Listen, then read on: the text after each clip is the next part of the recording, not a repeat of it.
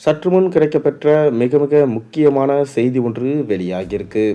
திமுகவின் முக்கிய அமைச்சர் உயிரிழப்பு, கதறிய ஸ்டாலின். தஞ்சை ஒரத்தநாட்டை சேர்ந்த திமுக மூத்த தலைவரும் முன்னாள் நாடாளுமன்ற உறுப்பினருமான எல் கணேசன் உடல்நலக்குறைவால காலமாகியிருக்காரு. தஞ்சை மாவட்டம் பாலாஜி நகரில் உள்ள இல்லத்தில் திமுக மூத்த தலைவரும் நாடாளுமன்ற உறுப்பினருமான எல் கணேசன் வயது மூப்பு காரணமாக உயிரிழந்திருக்காரு. தஞ்சை ஒரத்தநாட்டை சேர்ந்த எல் கணேசன் முகிப்போர் தளபதி என அழைக்கப்படுபவர். அண்ணா கருணாநிதியுடன் நெருங்கிய நட்பு கொண்ட திராவிட இயக்கத்த தலைவர். 3 தலைமுறை எம்எல்ஏவா இருந்த எல் கணேசன் மாநிலங்களவை எம்பியாகவும் பதவி வகிச்சிருக்காரு. 1980ஆம் ஆண்டில் திமுக சார்பில் மாநிலங்களவை உறுப்பினராக தேர்ந்தெடுக்கப்பட்டார்.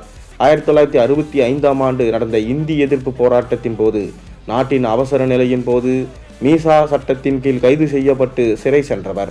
2004இல் திருச்சி மக்களவை தொகுதியில் வெற்றி பெற்று எம்பியாக தேர்வானவர். வைகோ மதிமுகவை தொடங்கிய போது திமுகவில் இருந்து விலகி மதிமுகவிற்கு சென்ற எல் கணேசன் சில ஆண்டுகள் மீண்டும் திமுகவை திரும்பினார். எல்ஜி என அரசியல் வட்டாரத்தில் அறியப்பட்ட இவர் மொத்தம் 3 முறை எம்எல்ஏவாக இருந்துள்ளார். சட்ட மேலவை, சட்டசபை, மாநிலங்களவை, மக்களவை உறுப்பினர் என்று 4 பதவிகளையும் வகித்தவர். வயது மூப்பு காரணமாக டிவி அரசியலில் இருந்து ஒதுங்கியிருந்த எல் கணேசன் இன்று அவரது இல்லத்தில் உடல்நலக்குறைவால் காலமானார். இதனால் மிகவும் வருத்தமடைந்த ஸ்டாலின் ஓடோடி சென்று அவரது உடலுக்கு அஞ்சலி செலுத்தியுள்ளார்.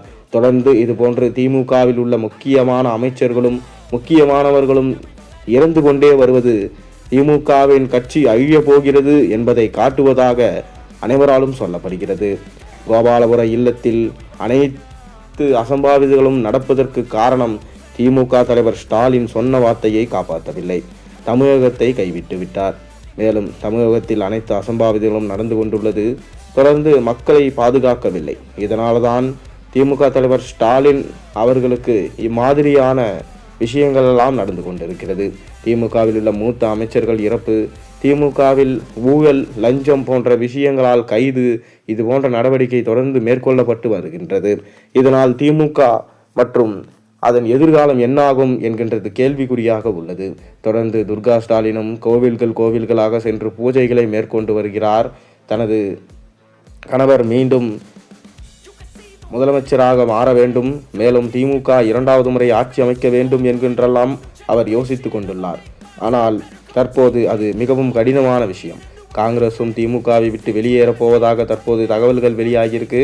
அது மட்டுமில்லாமல் ஸ்டாலினுக்குமே உடலில் அப்பப்போ பிரச்சனை வருவதாக தற்போது தகவல்கள் வெளியாகியிருக்கு.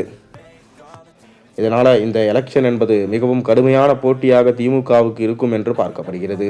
நீங்கள் என்ன நினைக்கிறீங்க? கருத்துக்களை மறக்காமல் கீழே கமெண்டின் வாயிலாக தெரிவியுங்க.